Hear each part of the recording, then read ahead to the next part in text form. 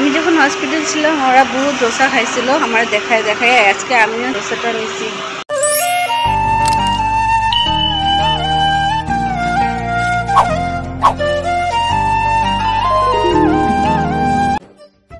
সবাইকে আশা করি সবাই ভালো আছো। সকাল সকাল উঠা রিওকে স্কুলে পাঠাইলাম, যেহেতু প্রীতের এক্সাম চলতেছে, ও যায়নি, ওর 2 দিন বাকি আছে আরও এক্সামের। রান্নাঘরে আইসি, ভাবলাম আজকের ব্লগটা শুরু করি। এখন সকালে রান্না চাপাইমু, আজকে এখন বানাইমু আপাতত অরল ডাল আর তার সাথে আলু ভাজা। হাজব্যান্ড তো ওইটাই খাইব, ডাল আলু ভাজা। আর রিওরে যেটা টিফিনে দিছিলাম আলুর পরোটা, ওইটাই আমি আর মা আর প্রীত খাইমু। আজকে হয়তো বা আমার ডক্টরের কাছে যাওয়া আছে, যেতে পারি আর কি, এখনো কনফার্ম নাই। ও ফোন করে জিগাইব রিসেপশনে যে ডক্টর আছে কি না, কারণ গিয়া তো ঘুরা লাভ নিয়ে, যেহেতু একদম সামনে কিন্তু ওয়াকিং ডিস্টেন্স, কিন্তু ওর সাথে যাইমু। তো বসে আগে জিগাইব, এখনো ঘুমাইতেছে, যদি থাকে তাহলে আজকে নিয়ে যাবো, কারণ ও আজকে অল্প ফ্রি আছে সকালের টাইমটা আর কি, অল্প দেরি করে অফিসে গেলে হবো। তো আমি রান্নাঘরে আইসি, ভাবছি সকালে রান্নাটা চাপাই আর ভিডিওটা শুরু করি। কালকে মাংস তরকারি করছিলাম, যেহেতু তোমাদের দাদা আইসে কালকে ট্যুর থেকে। মাংস তরকারি একটু খাওয়া হয়েছে, মানে আমি আর তোমাদের দাদাই খাই মাংস। আগে রিও যাওয়া 1-2 পিস খাইতো, এখন ইচ্ছা হলে খায়, নিলে খায় না। তো মাংস অল্প রয়েছে, এখন ডাল আলু ভাজা করি আর দেখি কি করি, কারণ মা তো মাংস খাইব না। তো দেখি মার জন্য ডাল আলু ভাজা দিয়ে তো দুপুরের খাওয়া যাইব না, তো মার জন্য কিছু একটা করতে লাগবো। চলো রান্নাটা চাপাই, মানে রান্নাটা অলমোস্ট মোটামুটি হয়েছে, দেখাই তোমাদের কি প্রিপারেশন করছি দেখাই। দেখো এখানে আলুটা সিদ্ধ করে রাখছি, কারণ এই কয়টায় আলু ছিল আমি বললাম সিদ্ধ করে রেখা দিই, আলুটুকু পুরো খালি আলু আনতে লাগবো। তার সাথে এখানে এই যে অরলটা এটা সিদ্ধ করছি, ডালটা আলুটা ভাজা করে ডালটা ফোড়ন দিলে হয়ে যাবে রান্না। আর এখানে চাউলটাও ধুয়ে রাখছি, অল্প পরে বয়লে কি হয় করতে, গরম গরম বয়ে দিলে যে চাউলটা রাখছি। কড়াইয়ে তেল দিছি, ডালটা ফোড়ন দিব। তো চলো রান্না শুরু করি। কালকে অল্প চালতার চাটনি করছিলাম, অর্ধেকটাই করছি, আমি আর মা অল্প খাইছিলাম, বাকিটুকু রয়েছে। আর শসা একটা কাটিয়ে রাখছিলাম কালকে, কিন্তু তোমাদের দাদা আর খায় নাই, তো আজকে যদি খায়। আর এই দেখো মাংস, লেগ পিস পিস সবই রয়েছে।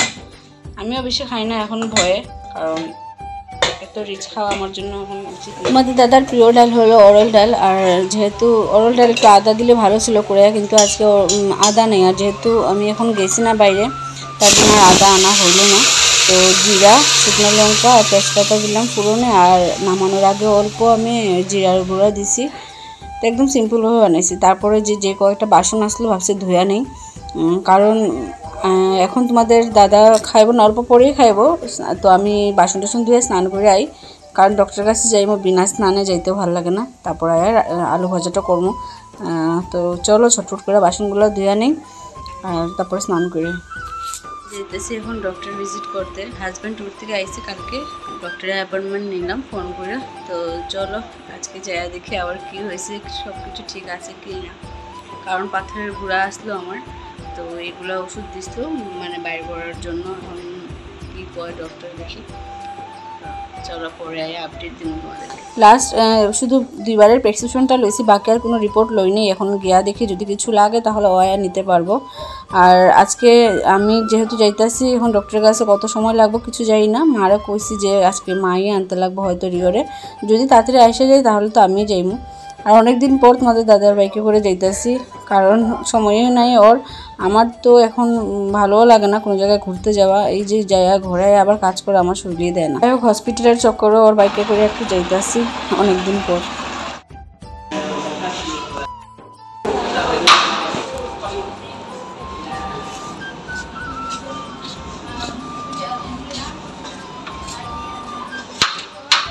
যেহেতু সকালবেলা ফোন করি ও মানে অ্যাপয়েন্টমেন্ট নিয়ে আনিছিল, তার জন্য আমার দেরি হয়নি। ভিড় কিন্তু অনেকেই ছিল, আমার তাড়াতাড়ি হয়ে গেছে। তাছাড়া সোনোগ্রাফি কইছে কিছুই লাগবে না, যদি ইন ফিউচার কোনো প্রবলেম হয়, ব্যথা স্যাথা হয় তাহলে সোনোগ্রাফি লাগবে, আদারওয়াইজ পেইনের জন্য, উইকনেসের জন্য আরও একটা প্রবলেম ছিল ওইটা কইছে, ওইটার জন্য ওষুধ দিছে।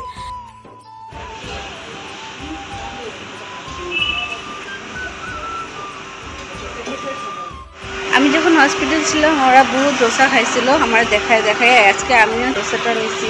বাইরে বাইরে না ক্যামেরা নিয়ে এরকম কথা বলতে একটু লজ্জা লাগে, একটা লোক তাকাইতেছিল বলে মুখটা বন্ধ করে দিলাম। তারপরে আমি আর হাজব্যান্ড মেডিসিন শপের সামনে আসলাম মেডিসিন নেওয়ার জন্য। আর যেহেতু 2 দিন পরে বিশ্বকর্মা পূজা, পুরা এরিয়াতে আমাদের ফুল, কলা গাছ, মূর্তি, বিভিন্ন সাইজের ফটো, বাঙালিদের 12 মাসে 13 পূজা লেগেই থাকে। বাঙালি এরিয়াতে থাকার মজাও আলাদা। আর এখানে অনেক বড় দুর্গাপূজা হয় আমাদের গুয়াহাটি লাল গণেশের, তো ওই পূজারও প্রিপারেশন শুরু হয়ে গেছে। মা ফ্যান বন্ধ করে, এই রুমে ফ্যান চলে, এই রুমে ফ্যান বন্ধ। ঠাম্মি যে রুমে, এই রুমে ফ্যান থাকতো না নি। মাথার মধ্যে কি তারে আস্তে দিন তুমি খাইলা দোসা? না না এর ফয়েল পেপার শেষ হয়ে গেছে। এও চিন্তা করার পর ফয়েল পেপার নামছি দাদা সামনেই কর। তারপরেও কইছি আমি যখন হসপিটালে আসলাম সবে খাইছে, আমি খাইছি না। আরেকদিন এ ঘুরে গেছি বহুত সময়, হয় নাকি? তারপরে কই আপনার দোসা তো বহুত দফা খাইছে, ভালো লাগে কিনা? আমি বলছি ভালোই হবে, সবে ভালো হয়েছে। টেনশন নাই, কইছে বেতা তো থাকবোই, এটা টেনশনের কিছু না। আগে সেই যে আমাদের মশলা ডোসা সঙ্গে হলো গিয়ে সাম্বার, এটা হলো গিয়ে নারকেলের চাটনিটা, আর এটা হলো গিয়ে টমেটো আর মসুর ডালের চাটনিটা। এটা সো গাইস দেখো আমরা ডোসা খাইতেছি।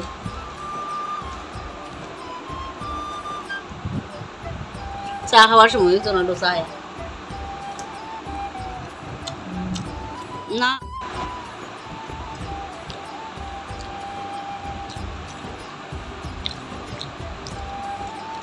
ভালো হয় না মা, জায়গার দ্বারে খাইলে আরো ভালো।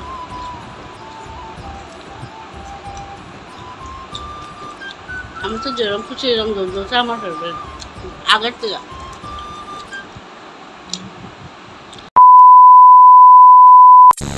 হাজব্যান্ড আমার ঘরে ছাইরে ও গেল অফিসে, আর আমি দোসাটা খাইলাম, তারপরে আধা কাপ চা খাইলাম। এটা আর শ্যুট করতে পারিনি। তারপরে আমি গেলাম রিওর আনতে, কারণ মা দুনিয়ার কাপড় নিয়ে বসে ওয়াশিং মেশিনে ধুইতে। আবার কয়েকটা কাপড় আছে যেগুলো ওয়াশিং মেশিনে দেওয়া যায় না, তোমরা যারা ইউজ করো হয়তো জানো, তো ওইগুলো আবার হাতে কাইচা দিব। তো যাই হোক, এমনিতে সব কিছু ঠিকই আছে। ডক্টর বলছে যে বেশি ভারী বোঝা কাম না করতে, আদারওয়াইজ সব ঠিক আছে। ব্যথার জন্য এগুলোর জন্য মেডিসিন দিছে। আর এখানে আমি রিওকে নিয়ে আসার সময় নিয়ে আসলাম জাম্বুরা, যেটাকে বলে বাতাবি লেবু অনেকে কয়। আমরা কিন্তু ছোটো থেকে এগুলোকে জাম্বুরা করে আইছি। জাম্বুরটা দেখতে বড় ছিল, কিন্তু ভিতরে যে মানে মালটা একদম কম। তো এই এতটুকুই বেরিয়েছে অর্ধেকটা কাটার পরে। তো আমার বর দেখেই খুশি হয়ে গেছে। আমি আয়া দেখি ও আবার ঘোরায় পড়ছে, মানে আধা ঘন্টা 1 ঘন্টার জন্য গেছিলো। আর এই যে এটা মাইখা খাইতেছি, ও মানে চুকা পাগল, চুকা দেখলে ও আর কোনো কিছুই মানে চিন্তা করে না। তো এখানে একটু 2টা কাঁচা লঙ্কা কুটটা দিলাম, অল্প আবার লঙ্কা গুঁড়ো দিলাম, সর্ষে তেল দিলাম, আর অল্প নুন দিলাম, কালো লবণও দিছি। দিয়ে মাইখা ওরে দিব, আমরা একটু হাইমু। অর্ধেকটা রাইখা দিয়েছিলাম, পরে বাচ্চাদের ভালো লাগছে। প্রথম কইছিল ওরা খাইবো না, পরে আবার অর্ধেকটা মাইখা ওদেরকে দিলাম। তো যাই হোক, তারপরে আস্তে ধীরে খাওয়া দাওয়া করবো। আমি চেঞ্জও করি নাই, কাপড়েই বসি।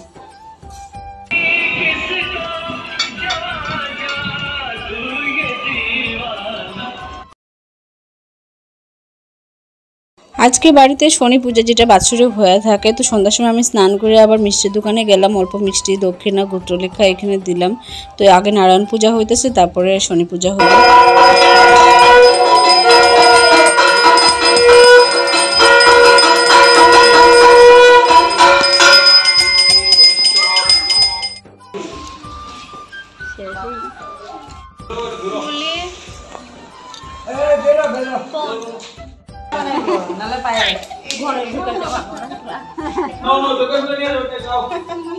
শনি পূজা, নারায়ণ পূজার প্রসাদ হিসাবে এত ফল আর মিষ্টি, তারপরে তোমার সিন্নি খাইলাম 1 গ্লাস 2 গ্লাস। আমি 1 গ্লাসই খাইছি, অনেকে আবার 2-3 গ্লাসও খাইছে। আমারও মন ছিল 8টা গ্লাস খাওয়ার, কিন্তু শাশুড়ি না করলো তোমার এমনি গ্যাস হয়ে যাব, একটা খাইছি, ওইটা হজম করার বেশি খাওয়ার দরকার নেই। তারপরে আমি 3-4 দিন আগে রাজমা বানাইছিলাম। রাজমা মানে বেশি ছিল বলে অল্প সিদ্ধ রেখা দিয়েছিলাম। তো ওই ঝটপট করে অল্প রাজমা বানালাম, কারণ কারোই খিদা নাই বেশি। তারপরে আমার হাজব্যান্ড বললো যে এরকম ভাতের উপরে দিয়া আর লঙ্কা পেঁয়াজ একটু কালো লবণ দিয়ে দাও। তো ওর দেখা দেখি বাচ্চাগুলো এরকমই খাইলো। আমি ওর মা অল্প অল্প খাইছি, বেশি বেশি খিদা ছিল না। তারপর রিও ঠাম্মির বিছনাতে ঘুমাইলো।